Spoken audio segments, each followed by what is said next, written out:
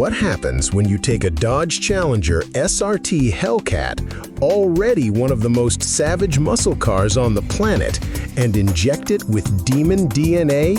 You don't just get a car, you unleash pure chaos on four wheels.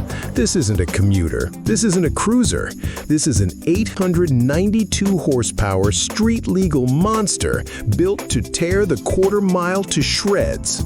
Meet Marcelo from Dusseldorf, a man who thought he was just buying another muscle car until the first scream of that supercharger changed his life forever. One rev, one whine, one thunderous roar, and it was game over. He was hooked. From Corvette owner to full-blown Hellcat addict, Marcelo pushed his machine to limits most of us only dream about. With a 2.7-liter Demon supercharger, Joker's performance tuning, a B-Woody race intercooler, and a Grail exhaust that sounds like Armageddon itself, this HEMI V8 now spits out nearly 900 horsepower. And it's not just under the hood. The wide-body stance, carbon fiber hood, Demon logos, and those devilish forged wheels transform it into a rolling nightmare for anyone who dares line up next to it.